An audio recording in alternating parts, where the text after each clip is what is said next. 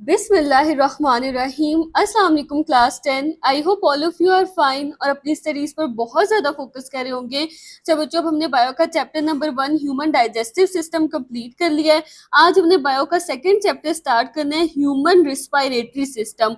इसके अंदर ना, इस सिस्टम के अंदर हम क्या पढ़ेंगे, हम पढ़ेंगे कि ह्यूमंस जो हैं वो सांस कैसे लेते हैं। डाइजेस्टिव सिस्टम में हमने पढ़ा था ना कि हम जो खाना खाते हैं उसको हम हजम कैसे करते हैं और उसको छोटे जो बड़े बड़े पार्टिकल्स होते हैं उनको छोटे पार्टिकल्स में कैसे तोड़ते हैं और वो कैसे हमारे ब्लड तक आते हैं और एब्जॉर्ब होते हैं हमारे ब्लड के अंदर।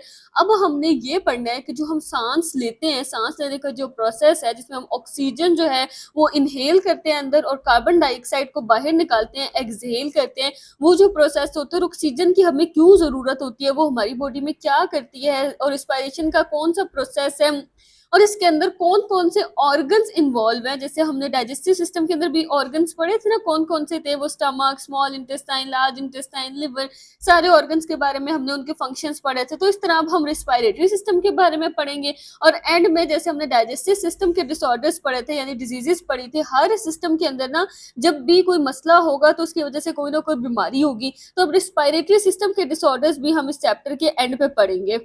अब बच्चों, आपकी जो ये वाली बुक्स है ना, इनकी सबसे अच्छी बात मुझे यही लगती है कि इसमें पेयरिंग स्कीम आपको पहले ही दी हुई है, तो आपको पहले ही पता है कि किस चैप्टर में से आपके क्या क्या क्वेश्चंस आने हैं, मतलब कितने क्वेश्चंस आने हैं और लॉन्ग आने हैं, शॉर्ट आने हैं, किस तरह के क्वेश्चंस आने हैं। अब देखिए, जो चैप्टर 2 हम शुरू करने लगे हैं ना, हर चैप्टर का हम पहले देखेंगे कि कौन कौन से कितने कितने क्वेश्चन आ रहे हैं। जो चैप्टर 2 है इसके आपके जो है वो एक MCQ आना है इसमें से, जो हम अभी चैप्टर 2 स्टार्ट करने लगे हैं। अच्छा, उसके बाद अब आप देखिए 4 शॉर्ट क्वेश्चन आने हैं इसमें से। इसका मतलब अगर आप शॉर्ट के लिहाज से चैप्टर 2 को प्रिपेयर नहीं करते ना, तो आपके जो शॉर्ट क्वेश्चंस का पहला पार्ट है ना, ये अटेम्प्ट नहीं हो सकेगा। तो आपने आप शॉर्ट क्वेश्चंस जो है वो चैप्टर 2 के अच्छे तरीके से प्रिपेयर करने हैं, क्योंकि इसमें से मैक्सिमम शॉर्ट क्वेश्चंस आ रहे हैं, 4 शॉर्ट आ रहे हैं। अच्छा, फिर अब आप नीचे ना लॉन्ग क्वेश्चंस पे आ जाए। वो आप देखिए, लॉन्ग क्वेश्चंस के आपके जो 3 क्वेश्चंस होते हैं जिनमें से आपने 2 करने होते हैं और एक एक दोनों का जो है वो 2 2 पार्ट होते हैं ना, A और B।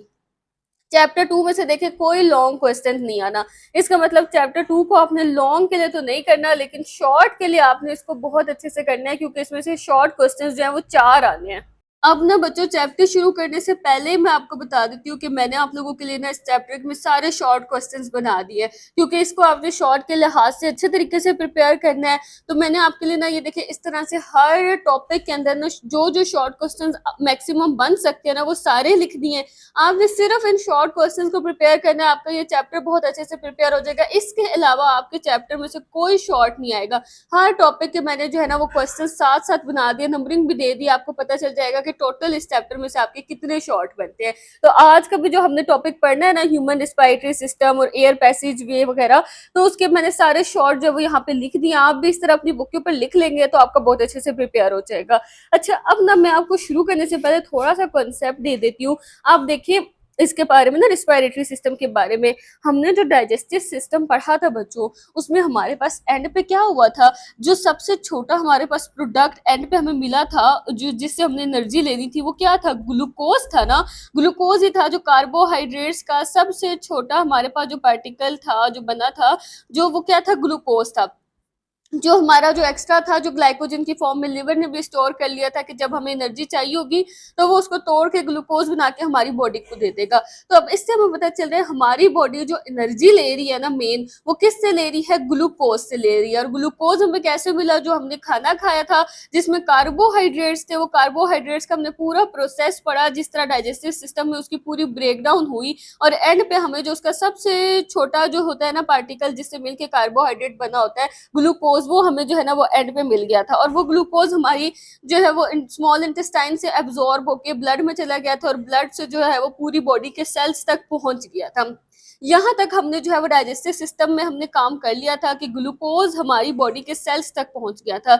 लेकिन अगर आपको याद हो तो न्यूट्रिशन के जो हमने 5 स्टेप्स पढ़े थे, उसमें पहला तो था ना इंजेक्शन, कि हमने खाने को मुंह में डाला और उसको बस इंजेस्ट कर लिया, हमने अपने मुंह में रख लिया। डाइजेशन था कि हमने उसकी ब्रेकडाउन करके उसको इस तरह छोटे छोटे पार्टिकल्स में तोड़ दिया था।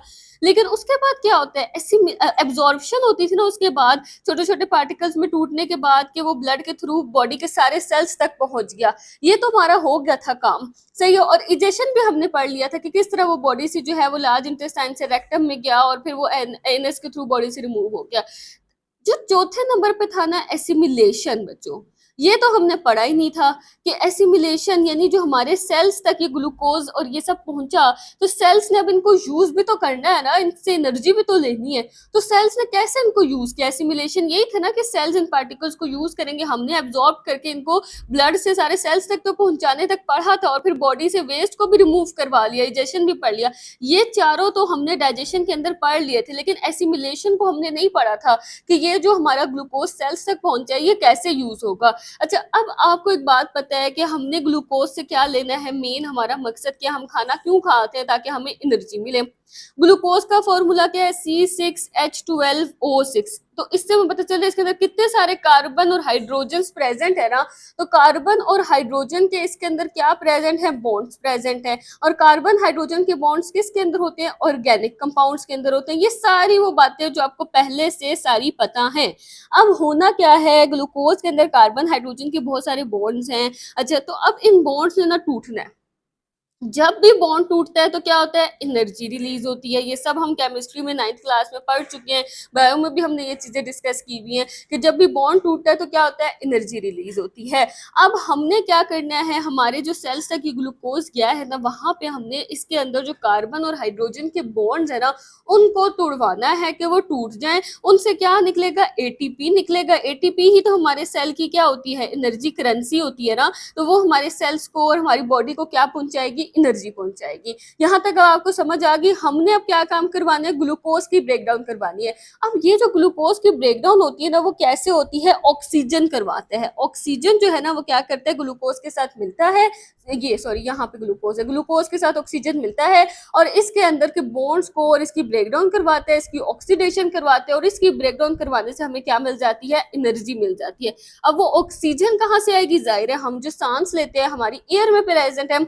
हमारी एयर में ऑक्सीजन कहाँ से आई है? हमारी एयर में ऑक्सीजन प्लांट्स के थ्रू आई है। जो प्लांट्स जो वो फोटोसिंथेसिस करते हैं तो ऑक्सीजन को बाहर रिलीज कर देते हैं। फोटोसिंथेसिस में ऑक्सीजन बनाते हैं ना प्लांट्स, उसको एयर में रिलीज कर देते हैं। तो हमारी एयर में ऑक्सीजन प्रेजेंट होती है। तो वो ऑक्सीजन जब हम सांस लेते हैं तो हमारे अंदर आती है। अब हमने जो है वो रिस्पायरेटरी सिस्टम में पूरा ये पढ़ना है कि जाहिर है अब ग्लूकोज कहाँ है? ब्लड में है ना। एब्जॉर्ब होके कहाँ गई थी ग्लूकोज? आपने देखा होगा स्मॉल इंटेस्टाइन के अंदर विलाय थे, विलाय में जो है वो कैपिलरीज प्रेजेंट थी जो उस ग्लूकोज वगैरह को और अमाइनो एसिड्स को इन सबको लेकर गई थी एब्जॉर्ब करवाने के लिए हमारी बॉडी में। तो ये ग्लूकोज कहाँ प्रेजेंट है? ब्लड में प्रेजेंट है। तो अब जो हमने ऑक्सीजन लेनी है एयर से, उसको भी हमने कहाँ तक पहुंचाना है? ब्लड तक पहुंचाना है। ब्लड जो है वो आगे जो है वो उसको ग्लूकोज के साथ मिक्स करके और हमारा जो है ये सारा सेलुलर रिस्पायरेशन का प्रोसेस होगा। अब ना बच्चों, अब आप देखें ये हमारा जो है हमने मेन हमारा मकसद मैंने आपको बता दिया। हमने ना अब ये जो चैप्टर शुरू हो रहा है ना, इसके स्टार्ट में आपको तीन चीजें हाईलाइट हुई नजर आ रही हैं, तीन वर्ड्स। एक वर्ड है सेलुलर रिस्पायरेशन, एक वर्ड है गैसियस एक्सचेंज और एक वर्ड है ब्रीथिंग। ये तीनों लफ्ज इस वक्त पढ़ के आपको लग रहा होगा कि एक ही मतलब है, एक ही चीज है। सांस लेने को ब्रीदिंग कहते हैं, सांस लेने को हम गैसियस एक्सचेंज कहते हैं कि ऑक्सीजन ले रहे हैं, कार्बन डाइऑक्साइड ले रहे हैं, और सांस लेने को तो हम रिस्पायरेशन कहते हैं। लेकिन ऐसा नहीं है। इन तीनों वर्ड्स का मीनिंग, इन तीनों वर्ड्स की डेफिनेशन जो है वो डिफरेंट है। इनको समझना बहुत जरूरी है। अभी तक आपको यही लग रहा होगा ब्रीदिंग रिस्पायरेशन एक ही बात है, ऐसा नहीं है।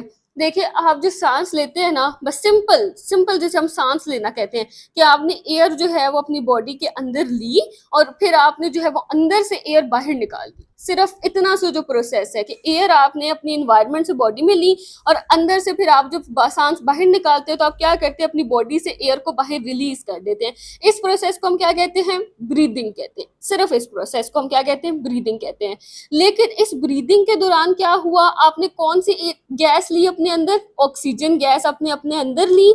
और कौन सी गैस को आपने बाहर निकाला? कार्बन डाइऑक्साइड को बाहर निकाला। जब हम गैसेस के बारे में बात करेंगे ना कि कौन सी गैस आई और कौन सी गैस बाहर गई, तो एक्सचेंज हुई ना गैसेस। ऑक्सीजन अंदर आई और कार्बन डाइऑक्साइड बाहर आई। जब आप एक चीज दे के दूसरी चीज ले लेते तो आप इसको क्या कहते हैं? कि मैंने ये चीज अपनी एक्सचेंज करवा ली। दुकान से अगर आप ब्लू पेन लेकर आए, आपने लेना रेड था, तो आप जाएंगे ब्लू वापस करेंगे, बोलेंगे कि मुझे इसकी जगह रेड दे दो, तो ब्लू की जगह आपने रेड ले लिया, तो आप क्या बोलेंगे? मैंने पेन अपना एक्सचेंज कर लिया।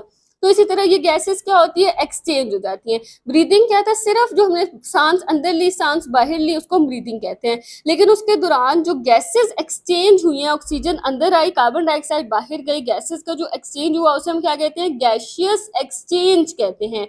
ये दो बातें हो गई। तीसरी बात क्या है, सेलुलर रिस्पायरेशन।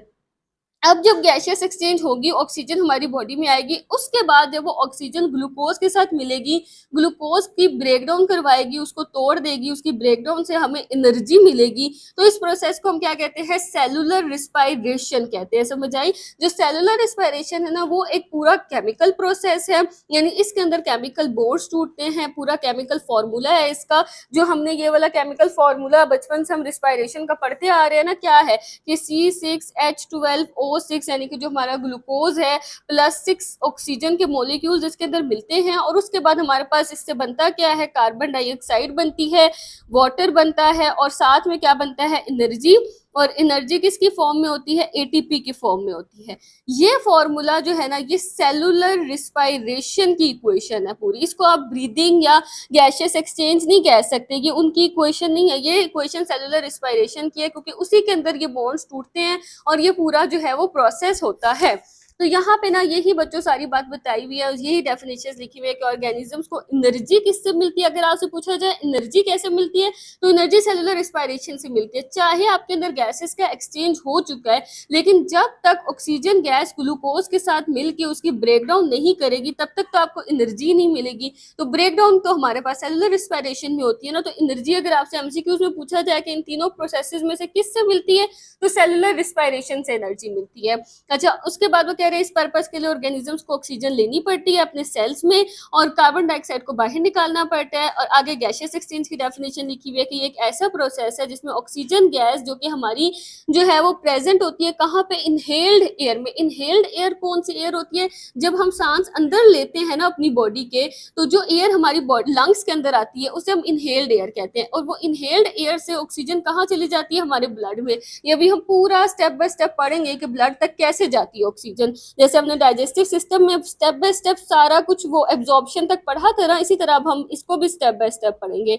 और फिर एंड पे जो कार्बन डाइऑक्साइड बनती है ना, वो हमारे ब्लड से जो है वो कहाँ आ जाती है, एयर में, और एयर में जो है वो बाहर एक्सेल हो जाती है, यानी वो एयर जो हम अपनी बॉडी से बाहर निकाल देते हैं उसके थ्रू वो बाहर चली जाती है। अब गैसियस एक्सचेंज करवाने के लिए एनिमल्स क्या करते हैं, सांस लेते हैं, ब्रीदिंग करते हैं। तो ब्रीदिंग तो सबसे जनरल जो बात है ना वो ब्रीदिंग है, कि ब्रीदिंग हमारे पास एक ऐसा प्रोसेस है जिसमें एनिमल्स जो हैं वो एयर को अंदर लेते हैं और फिर अपनी बॉडी से बाहर निकालते हैं। तो ये जो सिंपल हमारे सबसे सिंपल चीज जो डेफिनेशन है वो क्या है, ब्रीदिंग की है।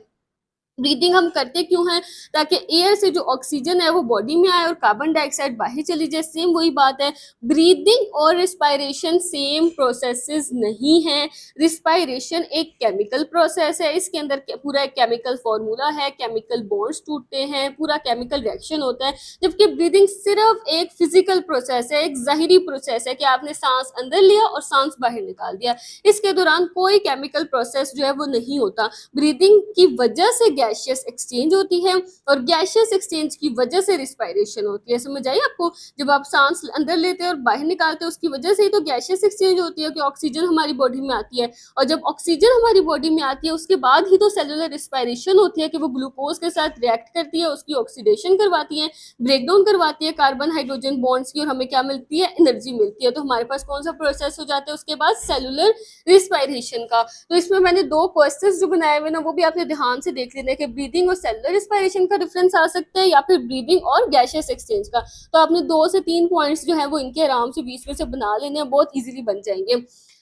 अच्छा, अब आप देखें एरोबिक रिस्पायरेशन यहाँ पे बताया हुआ है। एरोबिक हम बहुत दफा पढ़ चुके हैं। एरोबिक रिस्पायरेशन कौन सी रिस्पायरेशन होती है, दो तरह की रिस्पायरेशन होती है ना, एक एरोबिक और एक एन एरोबिक। एन एरोबिक जो पुराने जो बैक्टीरियाज वगैरह थे वो एनएरोबिक रिस्पायरेशन करते हैं, या फिर कभी कभी हमारी बॉडी के मसल्स भी करते हैं जब हम बहुत ज्यादा हमें एनर्जी की जरूरत होती है ना, और हमारी जो बॉडी का ऑक्सीजन होता है वो इनफ नहीं होता, तो हमारे मसल्स के बीच में भी ना कभी एनएरोबिक रिस्पायरेशन हो जाती है। तो एरोबिक वो होती है जिसमें ऑक्सीजन यूज होता है, जबकि एनारोबिक वो होती है जिसमें ऑक्सीजन यूज नहीं होता। एंड प्रोटेक्ट क्या होता है, कार्बन डाइऑक्साइड एंड वाटर होता है हमारे पास किसका, एरोबिक रिस्पायरेशन का। अब ना बच्चों ये नीचे जो है ना बहुत ज़बरदस्त एक डायग्राम बनी हुई है। इसको आपने एज़ इट इज़ एक दफ़ा बना के प्रैक्टिस कर लेनी है, बहुत अच्छी है। अगर आप पेपर में बनाएँगे ना तो आपको फुल मार्क्स मिलेंगे। इसका भी आपके पास क्वेश्चन भी बन सकते हैं, वो मैंने लिखा हुआ है कि what is relationship between respiration, gaseous exchange and breathing. इस तरह से अगर तीनों के बारे में आपसे इकट्ठा पूछ लिया जाए ना, तो आपने बस ये वाली डायग्राम बना देनी है, आपका आंसर हो जाएगा। शॉर्ट वैसे ही 2 नंबर का होता है, ये 2 नंबर के लिए इनफ है डायग्राम। अच्छा, अब देखिए इसको ना हम 2 तरह से देखते हैं, तो आपको ये अच्छे से समझ आ जाएगी। एक तो हम ये जो हमारे एरो जा रहे हैं ना, इनको देखते हैं, फिर हम ये जो तीनों बातें हैं ना, ये जो तीनों हेडिंग्स हैं हमारी, इनको देख लेंगे। वैसे तो अब आपको ये समझ आ गई होगी। देखिए सबसे पहला स्टेप क्या होता है कि एयर जो है वो हम अंदर लेते हैं, साँस अंदर लेते हैं तो एयर हमारी लंग्स की तरफ आती है। उसके बाद क्या होता है, उस एयर के अंदर ज़ाहिर है एयर हमारी एनवायरनमेंट से आई है, उसके अंदर ऑक्सीजन होगा, तो लंग्स उस ऑक्सीजन को ले लेते हैं। सही है, ऑक्सीजन को लेने के बाद वो ऑक्सीजन कहाँ चली जाती है, हमारी ब्लड में चली जाती है लंग्स से, और वो ब्लड जो है वो क्या करते हैं, उस ऑक्सीजन को सारे सेल्स तक ट्रांसपोर्ट कर देते हैं, वहां तक पहुंचा देते हैं। फिर क्या होता है, सेल्स के अंदर हमारे जो ग्लूकोज था, जो पहले ही ब्लड ने सेल्स तक ग्लूकोज को पहुंचाया था, अब क्या होता है कि जब ऑक्सीजन पहुंचती है तो वो ऑक्सीजन क्या करती है, ग्लूकोज हमें फूड से ही मिला था ना, उसको ऑक्सीडाइज कर देती है, ऑक्सीजन उसके अंदर ऐड हो जाती है और उसके बॉन्ड्स को जो है वो तोड़ देती है। उसके बॉन्ड्स को तोड़ देती है तो हमारे पास ये जो पूरा हमने अभी जो है वो रिएक्शन पढ़ा था, इसमें यही होता है ना कि ग्लूकोज के अंदर जब ऑक्सीजन मिलती है और ग्लूकोज इसके बॉन्ड्स टूटते हैं तो हमारे पास क्या बनता है, कार्बन डाइऑक्साइड बनता है। तो उसके रिजल्ट में क्या बनेगा, कार्बन डाइऑक्साइड बनेगा। अब वही कार्बन डाइऑक्साइड जैसे ब्लड से जो है वो ऑक्सीजन आया था हमारे पास, तो अब वही कार्बन डाइऑक्साइड इसी तरह ब्लड जो है वो लेके चले जाते हैं लंग्स तक। अब लंग्स क्या करते हैं, उसको एयर में मिक्स कर देते हैं, जो एयर हमारी बॉडी से बाहर रिलीज होनी है उसके अंदर वापस मिक्स कर देते हैं। तो अब एयर जो है वो बॉडी से बाहर चली जाती है, तो कार्बन डाइऑक्साइड जो है वो बाहर रिलीज हो जाती है। ये हमारे पास पूरा प्रोसेस होता है स्टेप बाय स्टेप। अब देखिए जो हमने एयर अंदर ली सांस लेने की वजह से, और फिर जो हमने एंड पे एयर बाहर निकाली सिंपल, उसको हम क्या कहते हैं, ब्रीदिंग कहते हैं। उस एयर की वजह से ऑक्सीजन हमारे लंग्स के अंदर आया, तो और उसके अलावा हमारे पास कार्बन डाइऑक्साइड जो है वो बाहर जाएगी, तो इसको हम क्या कहते हैं, इन गैसेस का जो एक्सचेंज होगा कि ऑक्सीजन अंदर आई है और कार्बन डाइऑक्साइड बाहर जा रही है, तो इसको हम क्या कहते हैं, गैसियस एक्सचेंज कहते हैं। और इस स्टेप के अंदर जो फूड के अंदर ऑक्सीजन था वो टूटा था, और उसके टूटने की वजह से कार्बन डाइऑक्साइड प्रोड्यूस हुई थी, और साथ में हमें एनर्जी भी मिलेगी, एटीपी की फॉर्म में जो है वो एनर्जी भी हमें मिलती है। तो इस प्रोसेस को हम क्या कहते हैं, सेलुलर रिस्पायरेशन। ये प्रोसेस जो है वो सेल्स के अंदर होता है, हमारे सेल के अंदर जो है ये जाके ये बॉन्ड्स टूटते हैं और हमें क्या मिलती है, एनर्जी मिलती है। तो बच्चों ये था हमारा आज का लेक्चर, जिसके अंदर हमने ह्यूमन रेस्पिरेटरी सिस्टम के सारे इंट्रोडक्शन को, और ये होता क्या है, और सारा जो है इसके इंपॉर्टेंट कॉन्सेप्ट्स तीनों के तीनों, ब्रीदिंग, गैसियस एक्सचेंज और सेलुलर रेस्पिरेशन, जिसके अंदर बच्चे अक्सर कंफ्यूज रहते हैं कि इन तीनों में क्या डिफरेंस है, तो इसको हमने बहुत डिटेल से, बहुत अच्छे तरीके से इस कॉन्सेप्ट को समझ लिया है। अब इस चैप्टर की आपकी बेस बहुत अच्छी बन चुकी है। अब नेक्स्ट लेक्चर में इंशाल्लाह हम इसका पहला टॉपिक स्टार्ट करेंगे, ह्यूमन रेस्पिरेटरी सिस्टम, और आपको कोई मुश्किल नहीं होगी, इसी तरह हम इजी तरीके से उसको पढ़ते जाएंगे और आपको अच्छे से समझ आ जाएगी, क्योंकि हमने अब इसका जो इंट्रो है ना उसको इतने अच्छे से पढ़ लिया है, और आपको अब समझ आ चुकी है कि रेस्पिरेटरी सिस्टम है क्या और इसके अंदर अब हमने क्या चीज स्टडी करनी है। तो इसी तरह हम इसको अच्छे तरीके से नेक्स्ट लेक्चर में स्टार्ट करेंगे, इसको पढ़ेंगे, और मैं आपको क्वेश्चंस भी बनवा दूंगी, जैसे मैंने यहाँ पे आपको आज के लेक्चर में क्वेश्चन सारे बनवाए हैं ना, इसी तरह मैं उसके क्वेश्चंस भी आपको बनवाऊंगी, और आपने सिर्फ वही क्वेश्चंस याद करने हैं जो मैं आपको शॉर्ट क्वेश्चंस बता रही हूँ। उसके अलावा आपने कोई क्वेश्चन नहीं करना, मैं आपको गारंटी दे रही हूँ, आपके सारे चारों के चारों क्वेश्चंस अटेम्प्ट हो जाएंगे पेपर के अंदर। मैंने सारे हर टॉपिक के इंपॉर्टेंट क्वेश्चन साथ ही ऊपर बना लिए। अगर आपको वीडियो अच्छी लगी है तो वीडियो को लाइक करें और चैनल को जरूर सब्सक्राइब किया करें। बच्चों मैंने देखा है मेरे चैनल पर 80% स्टूडेंट्स ऐसे हैं जो लेक्चर्स देखते हैं लेकिन वो चैनल को सब्सक्राइब नहीं करते। मैं आप लोगों के लिए बहुत मेहनत से वीडियोस बनाती हूँ, फिजिक्स, केमिस्ट्री, बायोलॉजी तीनों सब्जेक्ट्स के लेक्चर्स मैं आप लोगों के लिए अपलोड कर रही हूँ, और बहुत मेहनत से मैं आप लोगों के लिए लेक्चर्स बनाती हूँ। मुझे सिर्फ आप लोगों से क्या चाहिए कि आप लोग चैनल को सब्सक्राइब किया करें, क्योंकि इससे मुझे मोटिवेशन मिलती है कि बच्चे मेरी वीडियोस को इतना लाइक करें और मेरे चैनल को सब्सक्राइब करें, तो मैं उनके लिए और अच्छी अच्छी लेक्चर्स बनाऊँ और मजीद हेल्पफुल जो है वो वीडियोस लेकर आऊँ। और आप लोग जो है वो अपने फ्रेंड्स से भी और अपने क्लास फेलोज से भी ज़रूर शेयर किया करें, क्योंकि इल्म को जितना बांटा जाए वो उतना ज़्यादा बढ़ता है। इंशाल्लाह हम नेक्स्ट लेक्चर के अंदर अपना नेक्स्ट टॉपिक स्टार्ट करेंगे और उसको डिटेल से पढ़ेंगे।